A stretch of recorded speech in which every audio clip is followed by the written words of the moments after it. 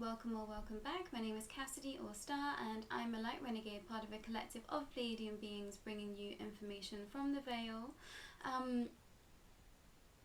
Hello, welcome back if this is your first time. I realise I've set myself up for quite a tall task, and I think in the comments I mentioned that I was going to do a video on energy and protection, and I realise I've opened up Pandora's box just because there is so much out there and there's so much you can do. So I'm going to try and narrow it down to a few things that I do in my personal spaces, and some things that might be helpful for you. But I think I'd like to start with just that this understanding of protection is tricky. I have done 2 mediumship courses in my time, and they both took very different understandings of protection. One course is very specific and focused on negative energy, and that being something that can happen to someone in terms of picking up energy from other people and other spirits of that sort. And the other one was very much in the spiritual realms there is nothing there of darkness or of evil, and they just didn't believe in it and they'd never come into contact with any of that. And now I would like to say that I definitely err towards that side of things, and not focusing on negative energy. And that was up until negative energy was brought into my realm of existence, and then I found myself knee deep in the darkness and having to battle all of this, and understanding that actually I've been there for a really long time. So it's tricky, it's treacherous, you're going to have to use a lot of discernment, but I'm going to go through the basics and some things that have helped me and hopefully help you too. But I think I'm actually going to start with that. I'm going to start with this understanding of you are the keeper of your own castle, of your own tower, of your own energetic space, and it takes a lot of discernment and a lot of understanding of self and your own energy and your own spaces to feel protected. So I'm going to start with some crystals, and amethyst is great for activating the third eye, which is going to be one of the main chakras of you tapping into your true essence, your true understanding of self, and seeing things that are beyond this veil that we talk about, this other realm of existence that we can't necessarily see. So working on your third eye is going to open up that expression and that understanding for you, but also help you to trust yourself. Some things we can't see with our eyes, but we see it with our senses, and that's something that I've been absolutely catapulted into the extremes of. And I've had to really trust my own judgment and my own intuition on a lot of things, because for the longest time I just didn't get confirmation of anything, and I was very much booted into this realm of everything and just being like, I don't know what is happening, but things are happening to me and it's very confusing. So amethyst is great for that. Amethyst is great for sitting with. I like to have things that are kind of different shapes. I like having ones for wafting over me, that sort of thing, but also things that I can just put on my third eye because I really feel it. And the energy that comes from crystals is something that I wouldn't be without. You will notice I will have crystals on me somewhere, bracelets, rings, everywhere. Really help me to connect to my own energy and ground me a lot. So amethyst is going to be great for that. I've also got some hematite. Hematite is amazing for protection. It's amazing for mirroring people's energy back to them. So I used to use a lot of hematite, carry it around with me in my places of work when I was doing sort of public facing retail work, because we have those tricky times of year and everyone is high in their emotions. So hematite is amazing for reflecting others' energy back to them. So especially if you're feeling like you're having some negative energy coming from someone, or that evil eye, that sort of thing, that's great to have around you.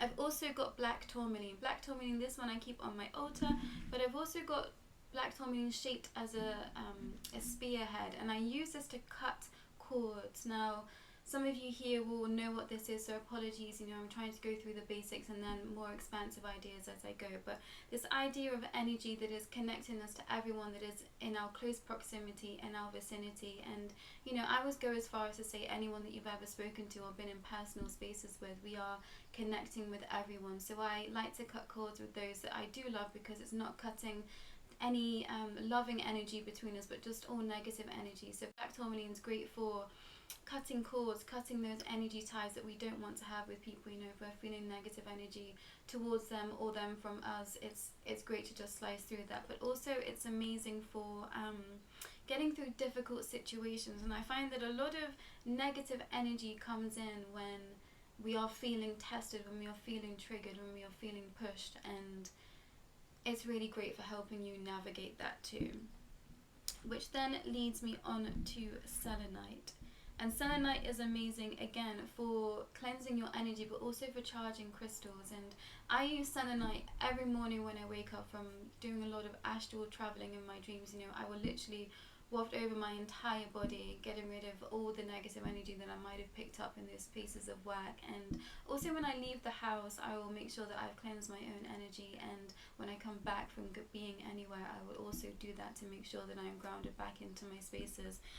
But it's amazing just for mental clarity too, and I think there was a lot of distortion, there was a lot of confusion at this time in what is actually going on, what we're supposed to be doing. So it's really great for helping you to just cleanse all of that energy down and really bringing you back to a calm center. I've also got black obsidian. This is called sheen obsidian because it's got like that silvery flash on it there. And obsidian is amazing for psychic protection. I think this is something that we very much get stuck on, is this idea of psychic energy. And I think a lot of people out there don't believe that they have the capabilities of, you know, having psychic gifts or psychic powers, and actually all of us have the capacity to do that. It just takes a little bit of time and practice. So black obsidian is amazing for tapping into that energy, but also protecting you, because I think that there's a lot of energy out there that affects us in very different ways, and a lot of the time it is a mental attack that happens, and this is not something that is necessarily targeted at a specific person, but you know, in terms of this idea of this media impact on us, you know, things that are hidden in our entertainment spaces, and also just in general to do with, you know, being on a screen. It's like we are being bombarded, and that goes straight into our mental brain, and I think that is where a lot of protection needs to happen at this time, with regards to everything. Watching the news, all things like that, you know, I really try and avoid it, but for those people that are still in those spaces, find themselves in that space, black obsidian would be great for you for cleansing that energy. The last one that I've got, which might be a bit of a side note, but I've got some tiger's eye, and I brought tiger's eye because I realized that it takes a lot of courage and strength of self and sovereignty to start trusting in your own energy and what you believe in. So I brought in tiger's eye because obviously the strength of the tiger, eyes of the tiger, you know, they are sharp, they see through everything, and just to bring you that peace too, and understanding that you can trust yourself. I think that's the main thing that I wanted to share in this video, is that this idea of protection really does come from trusting yourself, trusting your own intuition, and you are only as protected as you believe yourself to be. And that's where I kind of wanted to start the basis of these next practices, and understanding that you're in control of everything. And you know, I've been on both ends of the spectrum. Like I said, I was very much leading a very basic spiritual practices for some time, and you know, I'm a Reiki practitioner, so I started there, and then I started to work with the spiritual realms as well. And you know, I wasn't someone that had received any sort of negative interaction with spirits at all, up until the point of when I shared my karmic connections video and how all of that played out. And you know, I was very much catapulted into this other idea of negative energy, and you know, working with the realms of this negative reptilian order now. It's something completely different for me, and I really had to switch it up in my practices and understand that I'm in control of that, and you know, nothing can harm me, nothing can hurt me, and only if I believe it to be. And that's something that I've personally experienced. And you know, you have to trust your own judgment and your own discernment. And I know there are people out there that have been harmed by spirits, have been harmed by negative energy, and I'm going to go on a whim here and say that I think when that happens, there is potentially some lessons that need to be learnt within that, and also karmic energy too. So that's something to take note on as well, you know. And I don't want anyone to be in fear of connecting with the spiritual realms, because I think that also comes with a lot of this ideas of working with anything beyond the veil. There's a lot of fear there, and that comes from a lot of our media, and you know, they do that on purpose. They want us to fear what's out there so that we don't tap into our own energy and our own sovereignty either. So just be aware of that too. If you find yourself here and it's the first time, you know, it's okay to be fearful. I was definitely fearful at the start, and you know, I started to trust myself and what I was seeing, what I was believing in, and you know, those beings of light are there for you. As soon as I tapped into a higher level of energy, it was like everyone just came in and was just like, one, checking on what I was doing. I had confirmation from the Galactic Alliance and Galactic Federation of Light that as soon as anyone gets to a certain level of being able to connect with ETs in any way, it's like they come in and they make sure that you are doing, you know, everything that is above board and not doing it for negative purposes. And if you are, why? You know, they're very much hands-on and looking at everything and the understanding of everything. So that's something to note too.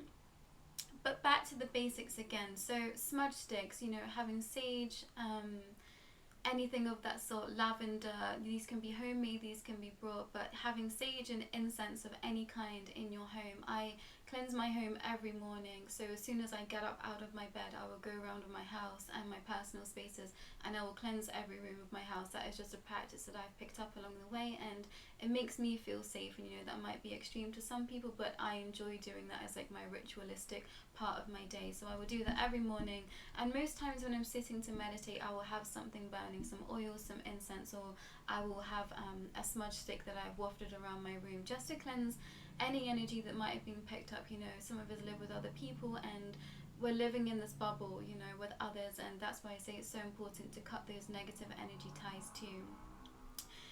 So, personal bubbles. I like to use the idea of a bubble for protecting my energy, and I will do this, you know, as soon as I wake up in the morning, I will put a protective energy over myself for when I know that I'm leaving the house, and, you know, I don't want to be picking up other people's energy. I'm such a sponge, and I suffered a lot in my life just not realizing how much of a sponge that I was to other people's energy, and I think a lot of you that are here will find yourself in that spaces too. So make sure that you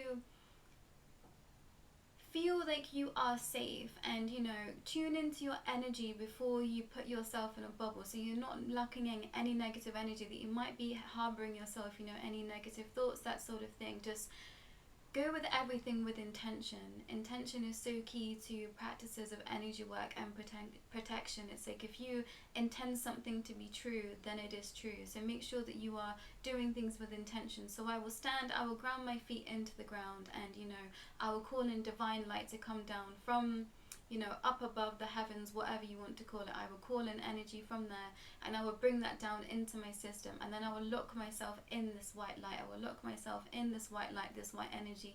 Sometimes I will use a golden energy, sometimes I will use, you know, a purple energy. Some of you know that I like working with flames, so I will bring in, you know, the violet flame or the blue flame, just to represent whatever I want to sort of lock myself into. And that, you know, that's where it gets very expansive, and you can choose whatever kind of light you want to bring in for yourself, and any type of energy too. You know, some of us really resonate with Christ light, some of us really resonate with, you know, different deities of some kinds, and we know we all come from different backgrounds, different religions, different spaces. So call in whatever makes you feel most safe, and that goes across the board with all practices of protection.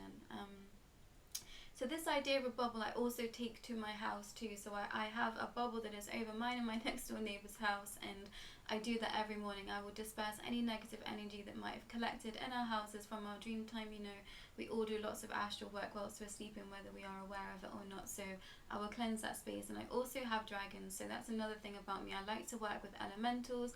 I work with all levels of, I guess, dimensions and, you know, creatures of all kinds. I'm very connected to the Devic realm, which is going to be those devas and, you know, those kind of spirits of nature, and also spirit animals. So I have dragons on top of my house, and I let them breathe in cleansing smoke, cleansing different colours of smoke as well. I work a lot with colours in protection as well. So if some of you would have noticed, I wear a lot of black when I've started to channel these kind of more expansive messages. So I started with the Diana series, and that's when I noticed that I started to wear a black t-shirt every time, and I didn't know why I did that, but just intuitively I was connecting into that black shade of being protection too, against, you know, anyone that might be watching and, you know, not wanting me to share that information. I always end up wearing my necklace as well for protection too. So trust your intuition in your spaces as well. And, you know, every morning I pick a different crystal to be sitting with, to be working with. And if you are someone that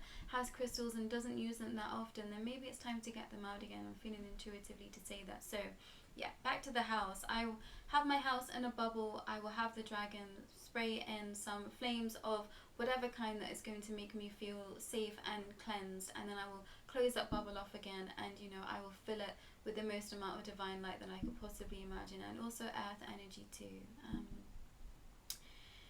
There's lots people, but I also wanted to mention Psalms, and this was what I was guided to when I very first started on my journey. I was guided to do a spell, which is the first time that I'd ever done that in my life, and I was intuitively guided to be looking up curse reversal spells, and that was connected to a karmic situation that was in my life, and I was reversing this this curse that was on a particular name, and I was guided to be reading Psalms 57, and that's when I started to look into hoodoo practices and Psalms and their connection to the spiritual realm. So the other day I was guided to Psalms 22, 26, 27, 52 and 29 verse 1 for protection against this darker energy, darker order that I've been talking about. And if this is your first time here, you might want to go and check out my Karmic Connections video, or the Jeffrey Epstein series, because that's where I talk about this kind of negative reptilian and darker order energy. Also within the Diana video, we're talking about the negative reptilian forces there too. So I've been guided to Psalms as a practice of bringing in that Christ-like consciousness, and I wouldn't consider myself to be a religious person. However, in my younger years, I did go to Catholic school, so I was around that a lot, and half of my family are very heavily Christian in origin. So, I've kind of been in those realms. I've read the Bible from time to time, but it was a very long time between me picking up a Bible to when I picked it up in what would have been 2021. Was when I did this curse reversal spell, and I thought, wow, yeah, the power of words, the power of Christ consciousness is very real, and I very much have felt that in my personal spaces of late. So that's something that I'm delving back into again, and obviously only take what resonates. We are all coming from different religions, different ideologies, so whatever makes you feel most comfortable.